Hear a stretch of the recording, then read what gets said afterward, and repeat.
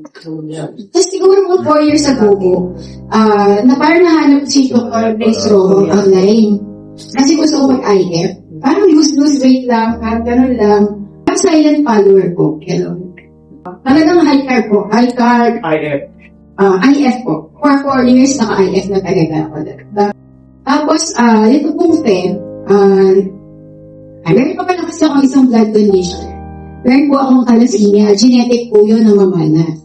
So, very po kami, anemic. Ganon. So, minor lang naman, pero hindi ko pinapansin. So, after po nung tinanggal yung thyroid ko, sabi ng doctor ko, nag-worry ako dun sa blood work mo, yung blood CBC mo. Hindi ko siya pinapansin. For 3 years, hindi ko siya pinapansin. Bahala ka dyan. Sorry ka sa kanya. Sabi niya, punta ka sa hematologist. Hindi po ako sumunod. So, nitong February, finally, sinunod ko siya. So, na-diagnose po ako ng may blood cancer. Wala naman ako nararamdaman, hindi ko siya pinapansin. Yung mga hilo-hilo ko before, hindi ko pinapansin, akala ko po yung anemia lang. So, nagulat ako. Yung sakit ko po is very rare, sabi ng doktor ko, na hematologist. Parang nga siya, parang maharipan. Ang dugong bughaw. Kasi po, bawat test, 60,000, 30,000, kung ano-ano pinagawa. JAK2, MPL, CALR, TH, lahat po yung pinagawa. Talagang sabi ko, wala palang makikira sa'yo pag nagkasakit ka. Diba? Kasi tinitignan ako, normal na normal. Wala naman akong, walang outside na walang outside symptoms, aside lang dun sa nahihilo ako. Pero pag nahihilo naman po ako, grabe din. Parang robot, kailangan ganun ako buhat. Dahan-dahan. Kasi umiikot yung mundo ko, nahingitin lahat. So, nung Feb po yan, po ako sa oncologist.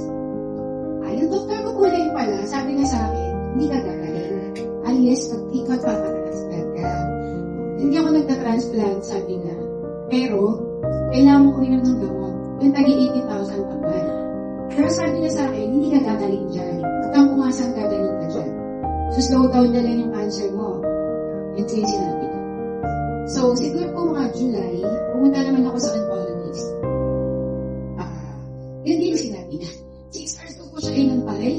Nasa labas ako ng clinic na hinihintay ko siya dahil maraming pasyente. Pagpasok ko din ang sinabi niya agad, yan pala yung sakit mo. Sabi niya, hindi ka gagaling, pwede ka magpapatransplant.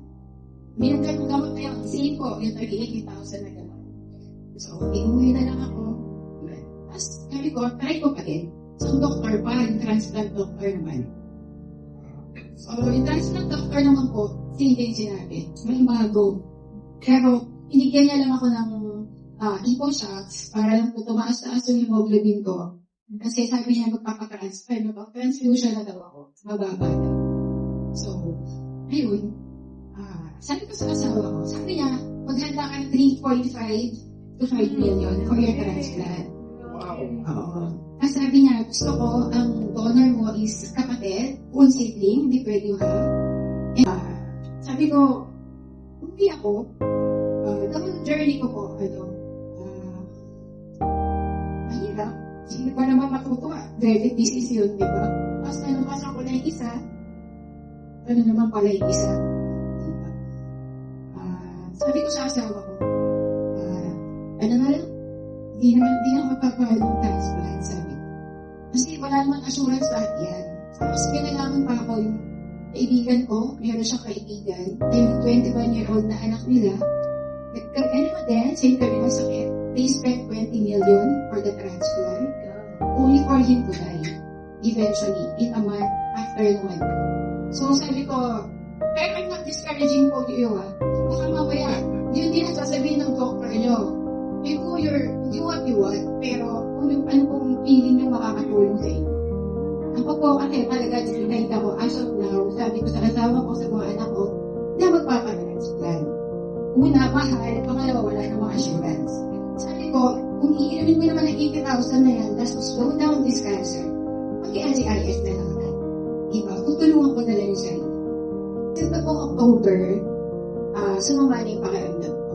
Hindi ko na mataas yung kamay ko, bukol-bukol na ako, nararamdaman ko. Hindi na masyado makagalaw, pero wala akong pinagsabihin, kahit ko sa asawa. Sabi ko lang, Lord, magbibili na ba ako? Parang ito na yun. ending ko na yata, Lord, sabi ko. Pero sabi ko, meron pa palang binigay, Lord, eh. Binigyan mo ako ng katawan na marunong mag-self-heal.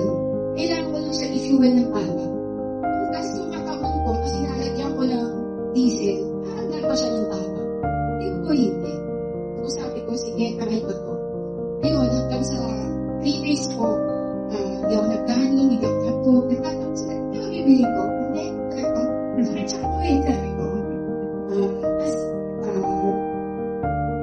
3 days, nagagalaw ko na ulit yung kamay ko. Natakas ko na ulit, tapos nagbago na yung pakiramdam ko. So, tinuloy-tuloy ko na po for 2 weeks, nag-LCIF ako. Tapos parang one time, may pinanood akong live yata ni Dr. Pace. Tapos parang minention niya na kumuha kayo ng coach. Ito yung mga, parang nag-refer. Tapos nakita ko po yung page niya. So yun, hanggang sa nag-message na ako. Tapos yung una po, kaya rin po ako nagkuha ng coach kasi yung asawa ko nung una, nag-aalala siya. Sabi niya, baka mamaya, mag-pass out ka na dyan, di namin alam ha, baka hindi ka na humihinga. Sabi ko, sige, parang manahimik ka. Sabi ko, kasi hindi naman po ay mayaman. Pero sabi ko, sige, kukuha na lang ako ng coach para hindi rin ako naka-DIY. Magawa ko rin ng mas tama. Mas may susundan akong pattern. Iba po. Tapos yun, nakilala ko mga possibility ko. Kasi ito, parang after 10 days po yata, pinag-carnivore naman ito. Tapos sobrang naging okay naman po. Yun po yung regarding sa mga bukol. Hindi ko alam kung milagro or what. Pero, talagang nag-3-day fast po kasi ako. Dahil may mga nakita ko na pa sila na wala. Ang lalaki po dito, everywhere, sa mga singit, sa rest, ang dami po talaga. Malalaki, parang mga hipo, gano'n. Tapos nawala. Kunti na lang natira and nananalig ako na ituloy-tuloy ko lang po ito.